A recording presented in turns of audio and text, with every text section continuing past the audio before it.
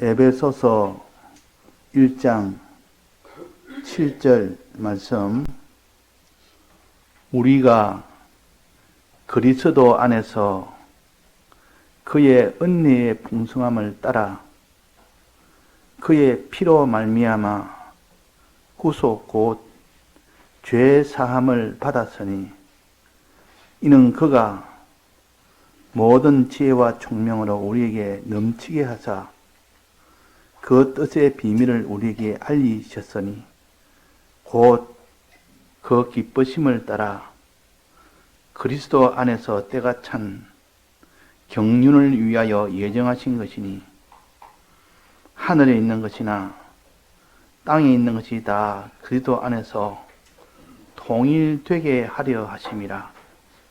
모든 일을 그 마음에 원대로 역사하시는 자의 뜻을 따라 우리가 예정을 입어 그 안에서 기업이 되었으니 이는 그리스도 안에서 전부터 바라던 우리로 그의 영광의 찬송이 되게 하려 하심이라. 네.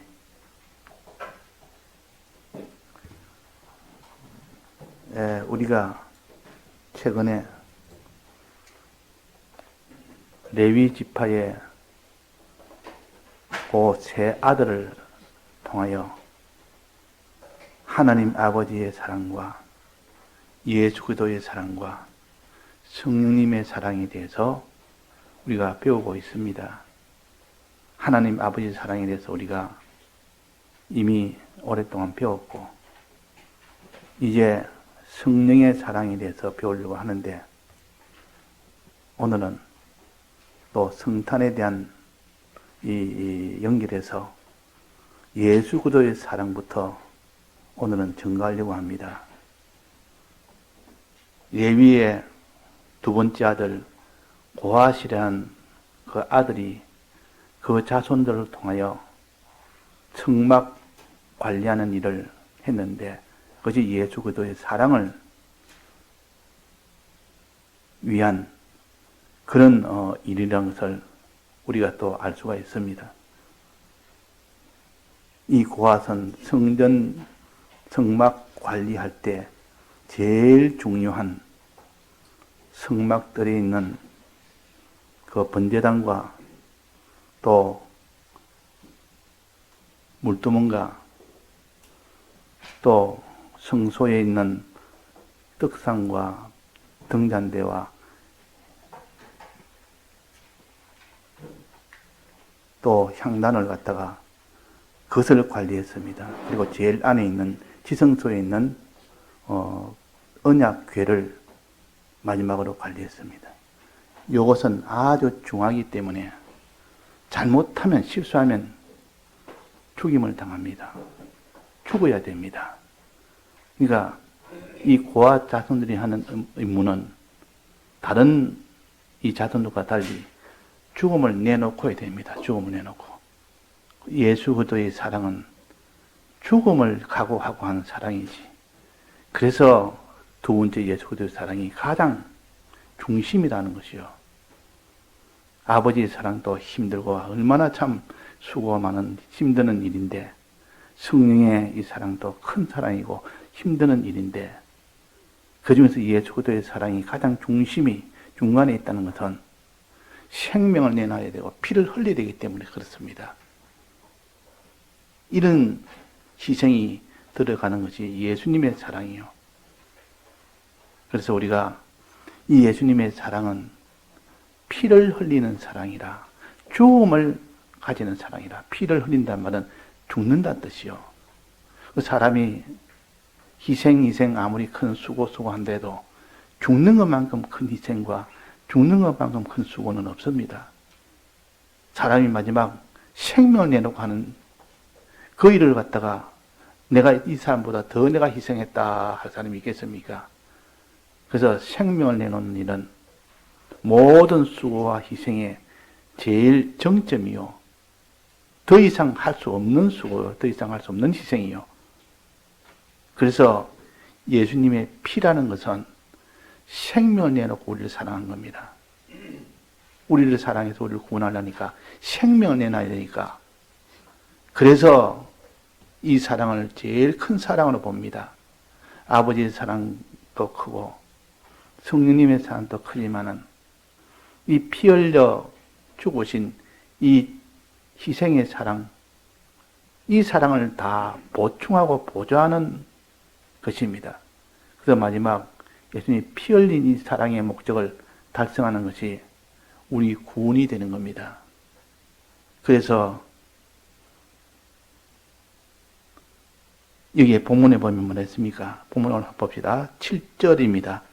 7절에 보면 우리가 그리스도 안에서 그의 은혜의 풍성함을 따라 수많은 은혜가 있는데 예수님의 사랑 안에는 그 중에서 제일 먼저 말하는 것이 그의 피로 말미암아 그랬습니다. 그의 피로 말미암아. 피 흘린 사랑은 오직 예수 그리스도의 사랑밖에 없고 레위 자손의 지파 중에 지파의 자손 중에 생명을 걸고 성말을 관리한 데는 유일하게 고앗 자손이요. 이게 그의 피로 말미암아 죽음으로 말미암아 그래요. 피는 생명인데 피를 흘리는 것은 죽음을 가르칩니다. 이게 피 흘리심을 가르칩니다. 그의 피로 말미암아 이 말은 그의 피를 흘리심으로 말미암아 그런 뜻이요. 이것을 다르게 표현하면 그의 죽으심을 말미암아 그 말이에요.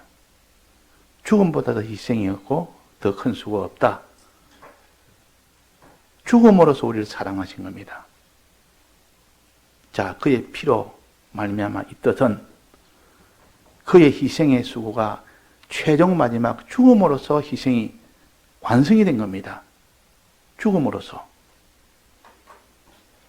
우리가 수고한다고 뭐 이런 일 저런 일도 하고 희생한다고 이런 희생 저런 희생한다 해도 마지막 죽기까지 하는 그 사람 앞에서는 내가 저 사람보다 내가 수고 못했다.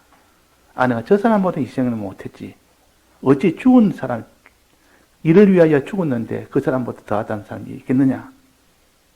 그래서 계시록에 보면 하나님 말씀과 예수의 증거를 인하여 목배임을 받은 자들이라 했습니다.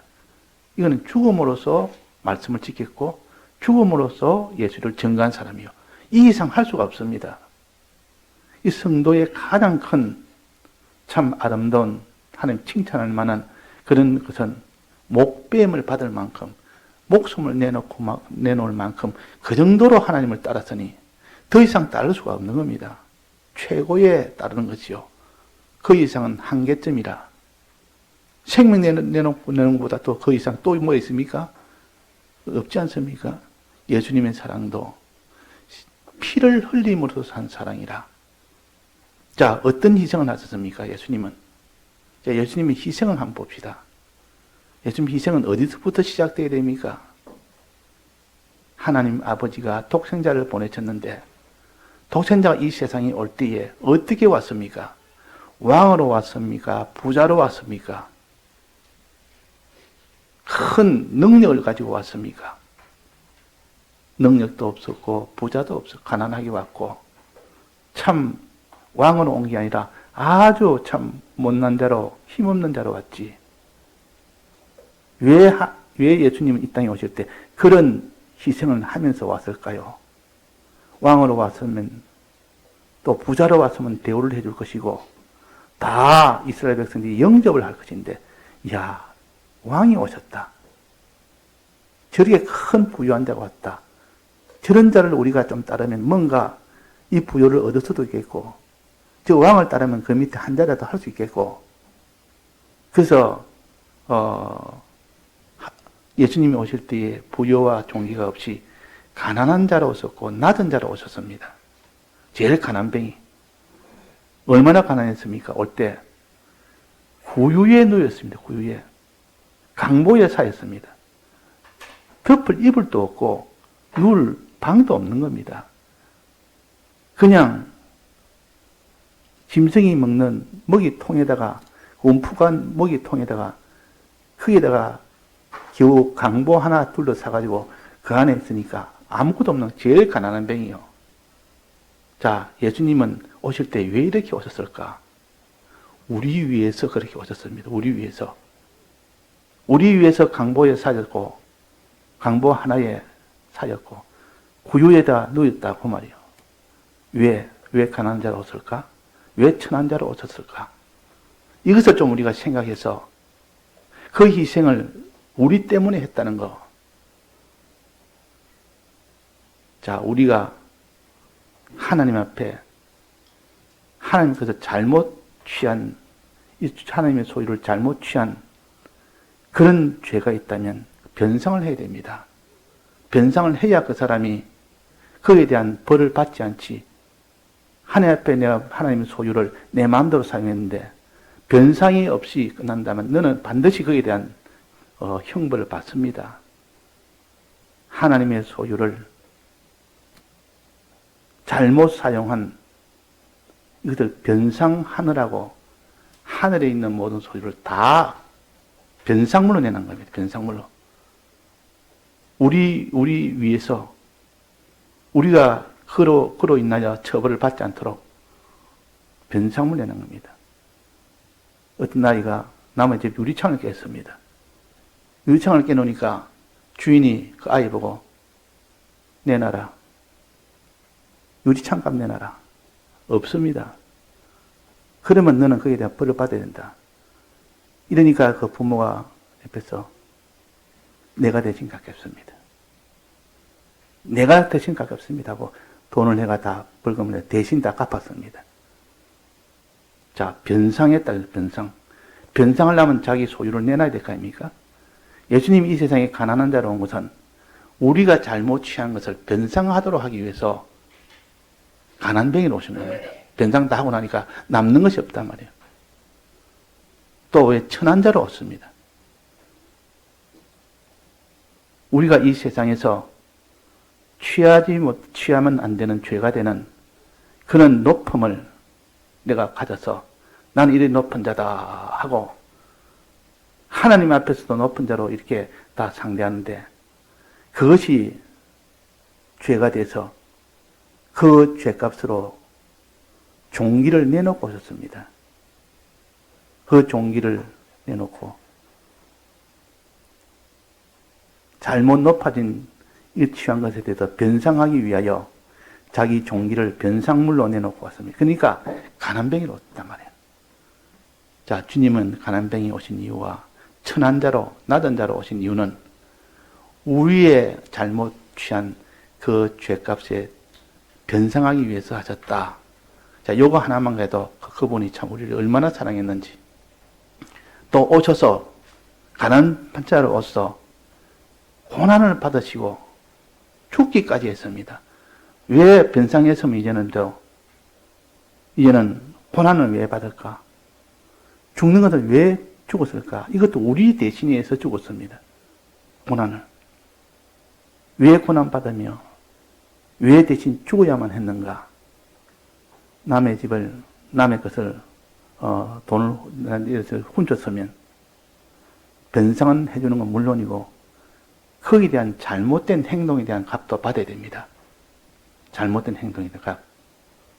도둑질 해가지고 남의 것을 딱 가져와서 갚아주면 될 거 아닙니까? 그러면 갚아만 주면 형벌이 없습니까? 다 갚아주면 물론이다. 물론 다 갚아줘야 된다. 갚아주고 잘못한 행동에 대한 거기에 대한 벌을 또 받아야 됩니다. 이것이 형사법에 해당되는 것이죠. 형사법은 남의 것을 이렇게 훔쳤으면 변상은 물론이고 그에 대한 또 잘못한 행동에 대한 값을 또 받아야 됩니다. 자, 이를 또 받아야 되니까 하나님 이 세상에 오셔서 고난을 받아야 됩니다. 마지막 고난의 최정점인 죽음까지도 되어져야 됩니다. 그래서 우리의 죄 때문에 변상도 하시고 우리의 죄 때문에 고난도 받으시고 우리의 죄 때문에 마지막 죽음으로 이제는 다 이 죄를 사는 일을 했습니다. 얼마나 부모가 자식을 사랑했으면 그 자식이 잘못된 것은 다 덮어서는 겁니다. 내가 대신 다 처벌받겠다. 어떤 이 아이의 죄도 내가 다 받겠다. 이거는 너무 좀, 어려운 일인데, 너무 큰 이 벌을 받아야 되는데, 괜찮습니다. 나는 다 받겠습니다. 마지막 죽어야 되는데, 그래도 난 하겠습니다. 대신 죽겠습니다. 이래서 예수님께서 우리를 위하여 십자가에 죽으신 겁니다. 이것 때문에. 그래서 우리가 잘못 취한 것, 이거 변성하느라고 가난해지시고, 천하게, 이렇게 세상에 오셨고, 그에 대한 잘못된 죄에 대한 값을 또 받아야 되니까, 그 모든 고난과 죽음이라는 이것으로 완전한 이것을 예수님이 대신 받으셔서 우리가 받아야 될 것을 대신 싹 다 받으시고 우리는 죄 없는 자로 만들어주신 겁니다. 죄 없는 자. 자, 죄가 있는 자가 죄가 없는 자로 됐으면 거기에 대한 모든 보응은 어떻게 됩니까? 감옥에 들어간 자가 있으면 감옥에서 이제 내 보내줍니다. 감옥에 있는 자 있으면 내 보내줍니다. 나올 수 있습니다. 내가 영원한 형벌에 받았는데 그 형벌에서 형벌이라는 감옥에서 나올 수가 있는 겁니다. 만약에 그때 대신 형벌을 받지 않았다면 그는 나올 수가 없는 것이죠. 그래서 죄사함이라는 것은 주님이 먼저 대신 죄사함을 받았다. 이것을 갖다가 사죄의 공로라 그럽니다.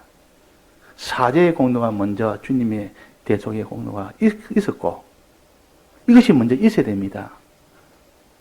부모가 자기가 잘못된 것을 덮으시는 모든 희생하는 수고가 먼저 있어야 그것이 먼저 있어야 거기서 다 석방이 되고 처벌받지 않을 수 있는 이것이 첫 번째요. 두 번째는 그 주님이 우리 위하여 대신 이 죄값을 받았다는 것을, 이 사죄했다는 것을 내가 믿어야 됩니다. 이걸 믿지 않으면 그 사죄의 효력이 내게 오지 않습니다. 효력이 안 옵니다. 주님이 날 위하여 사죄했다고 하는데 나는 그걸 안 믿습니다. 그러면 그 주님이 사죄한 그 공로가 내게 오질 않는단 말이에요. 무효가 되어버립니다. 헛수고가 되어버립니다. 부모가 그 유치원값을 대신 다 물었는데도 나는 그거 안 믿습니다. 이러면 너 그럼 내라. 내야 됩니다. 이게 이 대속이라는 법리가 아무리 예수님이 우리 위하여 대신 했다 할지라도 내가 그 사실을 믿을 때 효력이 오지. 내가 믿지 않으면 효력이 안 옵니다. 어느 정도 믿어야 되느냐? 행하기까지 믿어야 됩니다. 행하기까지 믿어야 되지.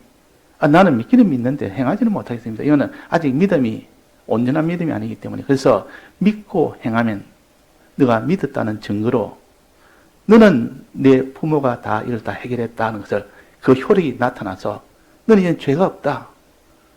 오늘부터는 석방이다.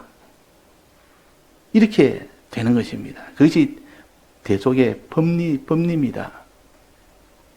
그래서 대속을 주님 날 위하여 대속한 것을 믿음으로 인하여 그 효력이 나타날 때 그때 대속은 이름을 갖다 구속이라 그럽니다. 구속이란 말은 대속이란 말과 다 비슷하게 그냥 같이 쓰기도 하는데 이건 정확하게 들어가면 완전히 다릅니다. 대속은 예수님이 완성하셨고 구속은 우리가 믿을 때 효력이 오는데 그 믿어서 오는 그 효력을 갖다가 구속이라. 그러면 이 구속은 누가 도와줍니까? 내가 내 힘으로 믿고 내 힘으로 행해야 되는데 그럴 만한 힘이 안 되니까 성령이 와서 도와줍니다. 성령의 도움을 받아서 내가 주님이 다 이루신 대속을 사죄를 내가 믿습니다 하면 그 사죄가 이제는 죄사함을 받는 구속이 되어버립니다. 죄사함을 받는 구속. 자, 이걸 우리가 늘 아는 용어지만도 실제로는 이런 엄청난 차이가 있습니다. 이걸 알아야 주님의 이 사랑을 알 수가 있습니다. 주님이 날 위하여 십자가 죽으신 것은 대속의 은혜고 그 대속을 믿도록 해준 은혜는 성령의 은혜입니다. 성령의 은혜 그것을 구속의 은혜라. 믿을 때는 구속의 은혜가 되어집니다. 이제 믿으면 그 결과가 어떻게 됩니까? 구속의 은혜를 받았으면 죄에 대한 구속의 은혜를 받았으면 죄 사함을 받게 됩니다. 죄 사함을. 죄가 없는 자가 된다 그 말이에요. 그런데 구속의 은혜를 받지 못하면 죄 없는 자가 되지 않고 여전히 죄가 있습니다. 그래서 우리가 단지 죄 없는 자가 되는 죄 사함의 은혜를 받을 때 구속의 은혜란다. 여기에 본문에 보면 그의 피로 말미암아 그 뒤에 구속고 죄 사함을 받았으니 그랬습니다. 여기에 이걸 갖다 보충한다면 아주 이건 생략하고 생략해서 아주 이걸 갖다 압축해서 한 스님이에요. 그의 피로 말미암아 예수님의 피로 말미암아 대속을 받았는데 그 대속을 성령의 도움을 받아 내가 이 대속을 믿으니 곧 죄사함을 받았으니 그런 뜻입니다. 이것을 풀으면 그렇습니다. 우리가 죄사함을 받는 것은 주님의 대속함이 먼저 있고 성령의 도우심이 있고 그 다음에 우리가 구속 곧 죄사함을 받는 겁니다. 죄사함을 받았으니 그 다음 뭡니까? 예수님의 그 다음에 받았으니 자, 여기서 우리가 주님의 피로 인하여 죽으심을 통하여 이루신 이 사죄와 칭의와 화친이라고 배웠습니다. 사죄는 이 죄의 문제를 알았는데 칭의는 의를 행하는 것이 칭의요.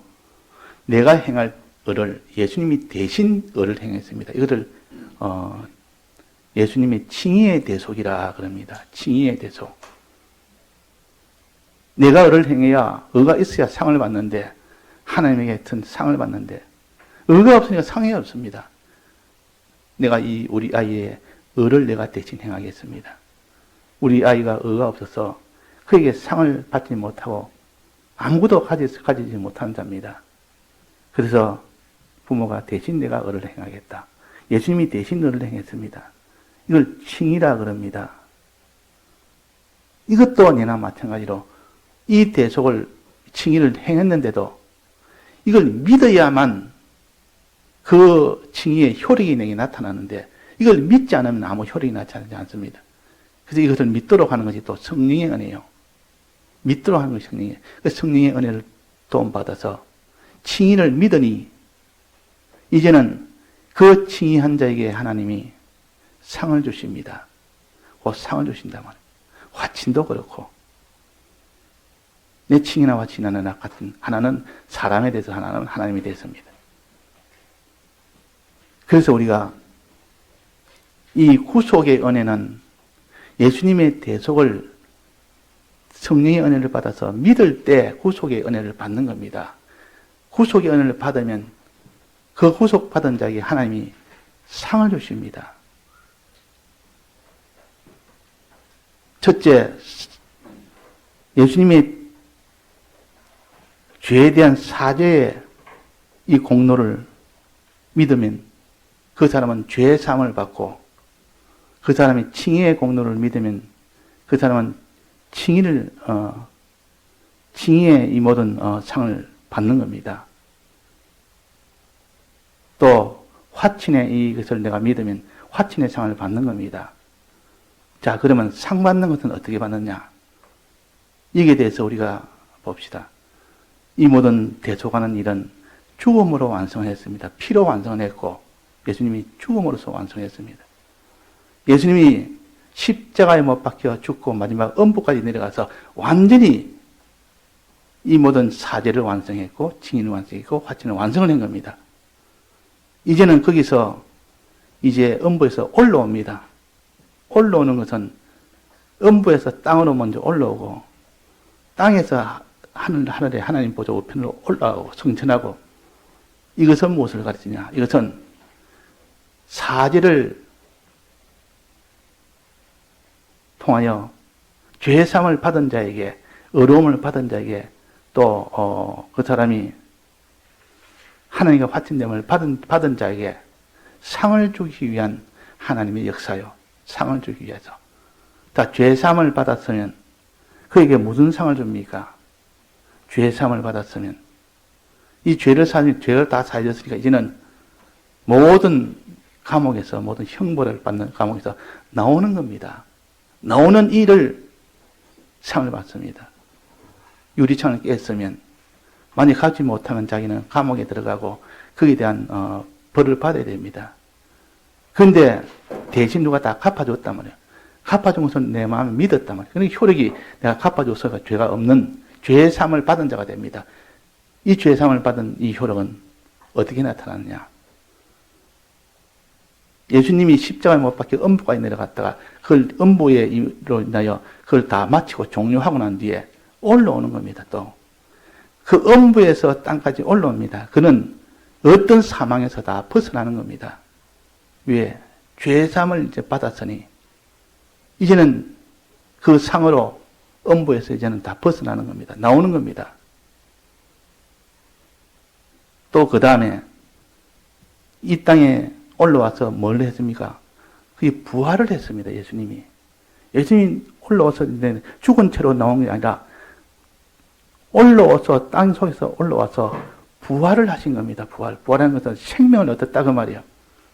생명을 얻는 것은 의를 가진 자에게 생명을 주시는 일을 하신 것이 바로 예수님의 부활입니다. 예수님이 왜 부활하셨느냐? 우리에게 생명을 주기 위해서. 우리에게 왜 생명을 줄 수 있었느냐? 예수님이 칭의를 있기 위해서. 예수님이 우리 위하여 대신 칭의를 행했기 때문에, 의를 행했기 때문에 그 공로로 우리가 그 공로를 믿을 때 우리가 이제는 의인이 되어버립니다. 의인 되는 자에게는 그에는 생명을 줍니다. 생명. 이게 부활이요. 예수님이 부활이 없다면 우리는 생명으로 살지는 못합니다. 예수님의 부활이 있기 때문에 사고, 그 예수님의 부활은 의가 있기 때문에 그에게 생명을 줄 수가 있는 것이지, 만약에 의가 없는 자에는 생명을 못 줍니다. 그래서 이제 의로 인해서 부활했다, 생명을 주었다. 생명만 주는 것이 아니라 생명 하나 가지고 그 사람이 영원한 세계에서 살 수 있습니까? 생명은 기본이요. 제일 기본이요. 그 사람이 죽은 자가 있다는 살아나야 생명이 있어야 그거 가지고 어디를 가든지 먹든지 일하든지 하죠. 그러니까 생명을 얻는 것이 제일 첫 번째 하나님의 은혜라. 더 깊이를 본다면 죄에서 벗어난 감옥에서 벗어나는 것, 음부에서 벗어나는 것이 그것이 죄사함을 받은 자의 상이요. 그 다음에는 의로운 자의 첫 번째 상은 생명을 얻는 것이요. 그래서 우리가 죽지 않는 영원한 새 생명을 얻는 것은 주님이 우리 위하여 대신 부활한 이 희생을 통해서 그 공로로 우리가 생명을 얻습니다. 새 생명을 얻습니다. 우리는 죽어도 영원히 다시 사는 영원한 생명을 얻습니다. 자, 이 생명을 얻고 생명 가지고 그거 가지고 살 수 있습니까? 생명만 있고 다른 거 없으면 그 사람이 살 수 있습니까? 뭐가 있어야 됩니까? 처소가 있어야 됩니다. 처소. 살 장소가 있어야 되지. 생명이 있다고 다 삽니까?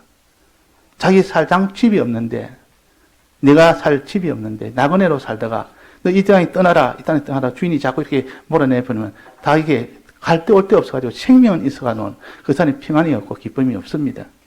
그래서 하나님께서 그에게 처소를 줍니다. 땅을 줍니다. 자기가 거주할 땅, 이걸 성경에는 처소라 그럽니다. 그 예수님이 이 땅에 부활하시고 난 뒤에 무슨 하십니까? 내가 너희 처소를 위하여 예배하러 가노라. 요한복음 14장에 보면 나옵니다. 내가 너희를 위하여 처소를 예배하러 가노라. 예배가 되면 내가 너희에게 와서 나 있는 곳으로 너희를 다 인도하겠다. 생명 주고 난 뒤에 처소로는 이 문제가 어떻게 해결했습니까? 하나님이 부활하시고 난 뒤에 성천하시면서 내가 너희를 위하여 처소를 예배하러 가노라. 처소를. 그래서 그 처소는 베드로전서 3장에 보면 나옵니다. 어떻게 처소를 만드느냐? 그냥 처소가 아니라 굉장한 처소입니다.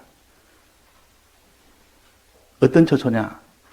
이 땅에 있는, 현재 있는 물질계, 이걸 다 태워서, 녹여서, 풀어서, 새 하늘과 새 땅을 만듭니다. 이건 다시는 타지 않고 불타지 않고 없어지지 않은 이 새 땅을, 새 하늘과 새 땅, 물질계를 새 하늘과 새 땅으로 새로운 물질계로 만들어서, 그 다음에는 또 많으냐? 영계와 통일시킵니다. 영계와 합칩니다. 그러면 그걸 무궁세계라 그러는데 그걸 천국이라 그러고, 이 물질계와 새하늘과 새 땅의 새 물질계와 영계와 합쳐서 하나가 되는 여기에서 살도록 처소를 예배하러 간다 그랬습니다. 우리가 영원히 살 처소는 영계와 물질과 통일된 나라라. 자, 여기에 10절입니다. 하늘에 있는 것이나 땅에 있는 것이 그리스도 안에서 다 통일되게 하리 하심이라. 하나님이 부활하셔서 내 처소를 예배하러 간다 할 때 이것을 말하는 겁니다. 그리스도 안에서 통일되게, 하늘에 있는 것이나 땅에 있는 것이나, 이거는 하늘에 있는 것은 영계를 말하고 땅에 있는 것은 새 물질을 말합니다. 이거 새 하늘과 새 땅이라는 이런 의미가 아닙니다. 하늘에 있는 것은 영계고 땅에 있는 것은 새 하늘과 새 땅에 이렇게 물질, 새 물질가 된 것이요. 이것이 다 합쳐서 써지는 통일되게 한다. 하나 되게 한다. 우리가 아는 나라는 새 하늘과 새 땅만 있는 것이 아니요. 지금 물질계만 같이 물질계만 있는 땅이 아니요. 영계도 함께 이제는 통일된 나라가 우리가 앞으로 갈 나라요. 하나님이 의인에게는 의에 거하는 바 새 하늘과 새 땅을 바라보도다 그랬단 말이에요. 의인에게는 생명을 주시고 새 생명을 주시고 부활하여 새 생명을 주시고 또 의인에게는 뭘 주신다? 이게는 새 처소를 주십니다. 새 하늘과 새 땅과 영계가 통일된 나라를 하나님이 주십니다. 왜 이런 나라 주십니까? 우리의 육의 기능들은 물질계에서 활동하고 우리의 마음이나 영의 기능은 다 영계에서 활동하는 활동 무대가 영계와 물질과 다르게 되어 있어서 그것이 하나가 되었기 때문에 그 영계와 물질계 자기 속에 있는 모든 기능들도 영들도 다 활동할 수 있는 이런 참 가장 완벽한 무대입니다. 우리가 살 처소입니다. 그 처소를 내가 예배하러 간다. 이 처소를 주는 것이 예수님의 성천으로 인하여 주신다 그 말입니다. 또 그 다음에 마지막입니다. 거기서 할 일, 하늘나라 가서 할 일을 주십니다. 이 땅에 사는 일하고는 차원이 다른 일을 주십니다. 그 일을 다른 말로 하면 기업이라 하십니다. 기업을 준다 그랬습니다. 기업을. 이 기업은 세상에서 주는 이런 기업, 이런 일터, 이런 일터가 아니요. 아주 존귀한 일터요. 그 기업으로 자기 소유가 굉장히 많아지는 기업입니다. 기업은 뭐 공장 같은 거 설치하면 우리 기업이다. 우리 사업체다. 뭐 공장을 자기가 간해공업을 한다면 그 간해공업이 나의 기업이다. 저 간해공업을 통해서 내가 소유를 얻어서 먹고 산다. 그 기업이라는 것은 내가 필요한 것을 가질 수 있는 그 터전이 일터전이라는 뜻입니다. 그 일터전을 기업이라 그러는데 하늘나라 기업은 어떤 것일까요? 하나님이 주신 이 기업은 굉장히 새 기업인데 이 기업은 만물을 다스릴 때 그 만물로 인하여 많은 영광을 받고 또 그 만물에게 양식을 나눠주고 또 하나님께 양식을 받아서 그 나눠주는 이런 기업이에요. 이런 기업이라. 이 땅에서 기업이 얼마나 많습니까? 무슨 제품 만드는 기업도 많고 또 음식 장사하는 기업도 많고 수없이 많지만은 그런 기업하고는 차원이 다릅니다. 만물을 다스리는 그런 일을 하는 그 기업이요. 그래서 하나님 기업을 주신다. 의인에게는 기업을 주신다. 이 기업으로 인하여 하나님의 양식이 그 기업을 통하여 양식이 막 쏟아져 나옵니다. 그래서 또 그걸 양식을 또 나눠줍니다. 그들에게. 그러니까 양식이 또 나오고 또 나눠주고. 요즘은 기업이 뭐 공장이나 뭐 일터지만도 옛날 기업은 다 밭입니다. 밭을 기업이라고 그랬습니다. 이 밭은 거기서 양식이 나오는 겁니다. 거기서 일을 하면 양식이 나오는 겁니다. 그 기업을 통하여 먹고 살기도 하고 기업을 통하여 기쁨을 누리기도 하고 그래서 어느 가정에 아이가 없던지 가정에 갓난아이가 태어났습니다. 그 가정에 기쁨도 없고 이렇게 기쁨이 없던 가정에서 그 아이로 인하여 기쁨이 나옵니다.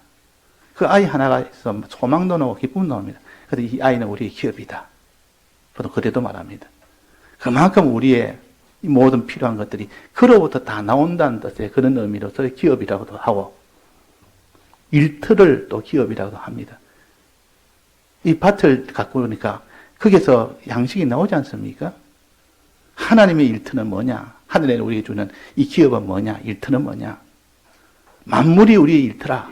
만물에게 모든 것을 나눠주고 그 만물에게 만물이 거기부터 영광을 돌리고 이 기쁨과 영광이 돌아오니까 그것이 자기의 기업이 되는 겁니다. 하나님은 굉장히 기업을 줍니다. 이것도 예수님이 성천하셔서 하나님 보좌 우편에 앉아서 그 종기와 그 부여를 받아서 우리에게 줍니다. 그게 바로 기업이라 그 말이에요. 하나님의 앉으신 그 보좌, 우리는 그 옆에 예수님 옆에 또 앉습니다. 그게 바로 기업을 주시는 겁니다. 다스리는 위치. 자, 그래서 예수님이 음부세계에서 올라옵니다. 십자가만에 죽으면서 올라오면 음부세계에서 이제 죽음, 칭의와 화침과 주님의 대속을 사죄와 다 완성을 하시고 난 뒤에 첫 번째 주시는 것이 음부세에서 나오는 것이요. 더 이상 이제는 고통과 희생과 그 모든 구속이 없는 이런 보응을 받는 것입니다. 이제 거기서 나와서 이제는 부활을 합니다. 생명을 얻습니다. 새 생명, 영원한 새 생명을 얻습니다. 의인에게는 새 생명을 주십니다. 의의 값으로. 또 그 다음에는 성천에서 새 처소를 주십니다. 이 성천에서 내가 아버지께로 가서 너희를 위하여 새 처소를 내가 마련하겠다. 이 처소는 영계와 물질과 통일된 굉장한 처소다. 그래서 이 처소에서 너는 뭘 하느냐? 기업을 한다. 기업을. 기업도 내가 아버지 보좌 우편에 앉아서 기업을 내가 다 받아서 너에게 주겠다. 하나님 보좌 우편에 앉는 것이 우리 주려고 하나님 보좌 우편에 앉았습니다. 우리에게 기업 주려고 다스리는 그 지위를 주려고 그게 더 필요한 양식을 소유를 주려고 우리 대신 하나님 보좌 우편에 앉아서 있는 겁니다. 그러니까 예수님의 대속은 언제부터 대속이 됐냐? 하늘에서 내려올 때부터 변상하느라고부터 거기부터 시작해서 잘못된 이 모든 죄에 대한 변상하는 데부터 거기에 대한 값을 치르는 것부터 또 을을 행하느라고 칭의를 화친을 행하느라고 죽기까지 하는 그 죽기까지의 십자가의 마지막 죽으심이라. 거기서 이제 다시 올라오는 것은 이제는 죄사함 받은 자에게 상을 주려고 또 의인에게 상을 주려고 하는 그것이 다시 올라오는 겁니다. 올라오는 거. 자, 위에서 내려오는 것은 주님의 대속을 이루기 위한 주님의 사랑이요. 이제 내려온 것이 다시 올라가는 것은 이 대속을 받은 자에게 상을 주려고 그런 겁니다. 이 상을 주려고. 그 예수님의 이 공로가 아니면 우리는 대속도 받을 수 없고 그 상도 받을 수가 없습니다. 이를 위하여 주님이 얼마나 희생하고 얼마나 수고했는지 대속하느라고 피 흘려 죽기까지 했지. 그 상 주려고 다시 부활하는 이 희생을 치러서 이 부활을 했지. 그래서 마지막에는 성천까지 해서 하나님 보좌 우편에 앉는 이를 통하여 우리에게 기업을 주려고 또 거기는 새 처소를 주려고 부활하심으로 우리에게 새 생명을 주려고 그렇게 하셨다는 것을 우리가 요번에 공과를 통해서 또 에베소서 있는 1장의 요 말씀에서 성부와 성자와 성령의 요 은혜를 통해서 우리가 깨달아 보면 지금까지 우리가 받은 이 모든 대속의 법리와 연결하면 이렇게 되지 않을 수가 없습니다. 자, 그래서 우리가 단지 주님의 이 대속은 위에부터 도성이신 할 때부터 성탄 때부터 시작해서 십자가에 못 박혀 엄무까지 내려가는 그 모든 희생과 수고를 인내서 이제는 죄 사함을 받고 의로움을 받고 화친함을 받는 이 사람이 되게 됩니다. 이제 그 사람이 되었으면 그에게 주는 상은 올라가면서 상을 하나하나 만들어갑니다.